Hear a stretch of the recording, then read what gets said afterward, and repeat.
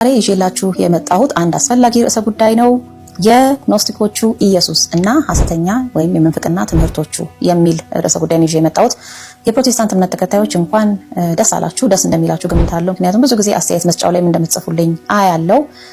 ኢየሱስን ትሸፍኛለሽ ትሉኛላችሁ። ዛሬ እንግዲህ ልገልጠው ነው ማለት ነው። የኖስቲኮቹን ኢየሱስ ላስተዋውቃችሁ ነው። ሌላ ኢየሱስ አለ፣ የምንፍቅና ትምህርቶች አሉት። ምናልባትም መጽሐፍ ቅዱስ ብለን ሐዲስ ኪዳን ብለን ከያዝነው ቮሊዩም በጣም የሚሰፋ ብዙ የምንፍቅና ትምህርቶችን ያስተማረ የግኖስቲኮቹ ኢየሱስ አለ ማለት ነው። እሱ ነው እንግዲህ ዛሬ የምገልጥላችሁ በደንብና ሁላችሁም በጽሞና በደንብ በንቃት እንድትከታተሉኝ እጋብዛችኋለሁ። አብራችሁኝ ቆዩ። ስለ ግኖስቲኮቹ ኢየሱስ እና ስለ ኖስቲኮቹ መጽሐፍ ቅዱስ አላቸው ኖስቲኮች ብዙም አልሰማንም እኛ ኢትዮጵያውያን። ከ1970ዎቹ ወዲህ ግን የኖስቲኮቹ መጽሐፍ ቅዱስ ይፋ ወጥቷል።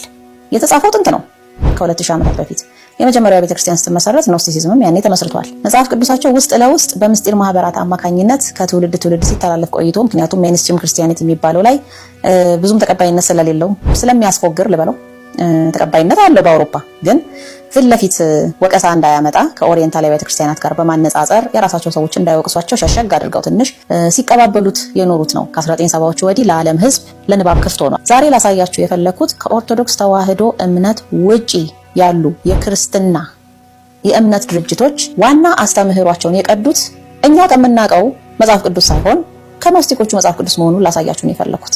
መቼ የኖስቲኮቹ መጽሐፍ ቅዱስ መቼ አግኝተን አንብበ ነው ልትሉ ትችላላችሁ ሌሎቻችሁ። እናንተ አላነበባችሁትም፣ የእናንተ መምህራን ግን አንብበውታል።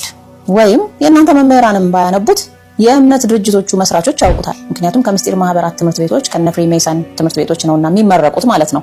እነ ሉተርን እነማንን ጨምሮ ማለት ነው። ስለዚህ የኢትዮጵያ ፕሮቴስታንት ወይም የኢትዮጵያ ካቶሊኮች ወይም የኢትዮጵያ ኦርቶዶክሶች ስለ ኖስቲኮቹ መጽሐፍ ቅዱስ ባያውቁም መንፈሱ ግን ያውቀዋል። ማለትም አሁን የኦርቶዶክስ ተዋህዶ እምነት ብለን አንድ በአንድ ቤዚክ ቴኔትስ ወይንም የእምነቱ ዋና ዋና ዶግማዎች መገለጫዎች ብለን የምናስባቸውን ብናስቀምጣቸውና ከዛ ጋር ልዩነት ያላቸው ከሌሎች እምነት ድርጅቶች ጋር የሚከራከሩባቸውን ነጥቦች ብናይ እነዛ መከራከሪያ ነጥቦቹን የሚስማሙባቸውን ነጥቦች አይደለም የሚከራከሩባቸውን ነጥቦች የኖስቲኮቹ መጽሐፍ ቅዱስ ውስጥ ብንፈልግ አለ። ስለዚህ መከራከሪያው የመጣው ከምስጢር ማህበራት ነው ማለት ነው፣ በሌላ ቋንቋ ከመጽሐፍ ቅዱስ አይደለም።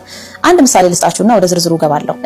ኢትዮጵያ ውስጥ ለብዙ አስርት ዓመታት የምናውቀው ክርክር አለ። አንቺ ሴት ካንቺ ጋር ምን አለኝ የሚለውን ጥቅስ መቼም ያልሰማ ክርስቲያን አለ ብዬ አላስብ። ለብዙ አስርት ዓመታት ተከራክረንበታል፣ የኦርቶዶክስ ተዋህዶ እምነት ተከታዮች እና የፕሮቴስታንት እምነት ተከታዮች። እዚያ ላይ እንግዲህ አንቺ ሴት ካንቺ ጋር ምን አለኝ የምትለው በኦርቶዶክስ እምነት ውስጥ እንዴት ነው የሚተረጎመው? ሁላችንም እንደምናውቀው ማለት ነው የጸብ ንግግር አይደለም፣ የፍቅር ንግግር ነው። በፕሮቴስታንት በኩል ያለው አንቺ ሴት ካንቺ ጋር ምን አለኝ ሲል ጌታችን መድኃኒታችን ኢየሱስ ክርስቶስ ካንቺ ጋር ምን አለኝ ብሏታል እኮ እሷ አታስፈልግም ተብሎ ይተረጎማል። እንደ ማሳነስ፣ እንደ መግፋት፣ እንደ መጥላት፣ የሷን ምልጃ አልቀበልም እንደማለት፣ ከሷ ጋር ግንኙነት የለኝም እንደማለት ተደርጎ ይወሰዳል። ጥያቄው እዚህ ጋር ይሄ ትርጓሜ ከየት መጣ ነው። ምንጩ ምንድነው ስንል የኖስቲኮቹ መጽሐፍ ቅዱስ ላይ ያለው ኢየሱስ እንደዛ ብሎ ስለተናገረ ነው። ያንን ነው እንግዲህ እንደዚህ አይነት ምሳሌዎችን የተወሰኑ የመራረጥኳቸው አሉ። እሱን ነው ማሳያችሁ ዛሬ ማለት ነው።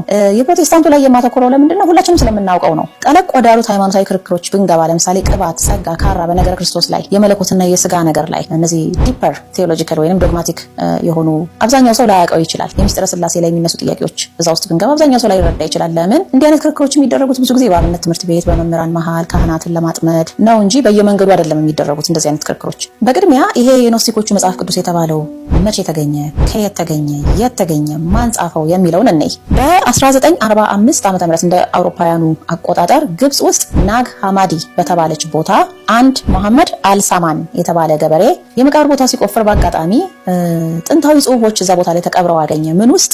አንድ ጃር ውስጥ ወይንም ማሰሮ ውስጥ፣ በደንብ አፉ የተከደነ ማሰሮ ውስጥ ጥቅል ጽሑፎች በፓፒረስ ጥንታዊ ፓፒረስ ላይ ተጽፈው በቆዳ ተለብጠው ተቀምጠው አገኘ። ያንን ማሰሮ ወደ ቤት ወስዶ እንግዲህ ሲከፍተው እነዚህን ጽሑፎች ሲያገኛቸው ጥንታዊ ቅርስ ሊሆን እንደሚችል ገምቷል። ግን ምንነታቸውን ቫልዩን ብዙም አልተረዳም። ገበሬ ነው መሐመድ አልሳማን። የእሱ እናት ደግሞ ከሱ የበለጠ ምንም የተረዳችው ነገር የለም። ስለዚህ እንደውም የተወሰነውን አንስታ ወደ ማገዶ ከተተችውና የተወሰነው ክፍል እንግዲህ ላይገኝ ጠፋ ማለት ነው በዛው። ከዚያ በኋላ በ1946 ከአንድ ዓመት በኋላ አካባቢው ላይ ያሉ አንዳንድ ምሁራን ስለነዚህ ጥቅሎች ወይንም ጽሑፎች ሰሙና በምን ቋንቋ ነው የተጻፉት? በጥንት የግብጽ ቋንቋ የኮፕቲክ ላንጉዌጅ የቅብጥ ላንጉዌጅ የሚባለው ማለት ነው። በዛ ነው የተጻፉትና ስለዚያ ጉዳይ ስለሰሙ እስቲ ቆይ ብለው ወደ ምርምር ጣቢያ ወስደው ለ4 ዓመታት ያህል ምርምር ሲያደርጉ ቆዩ። ማለት በርካታ ጽሑፎች ናቸው። በውስጣቸው ምንድነው የተገኘው? እንግዲህ ለ4 ዓመት ያህል እስከ 1950 በፈረንጆቹ ሲመራመሩ ከቆዩ በኋላ የተረዱት ምንድነው 52 ጽሑፎች ናቸው።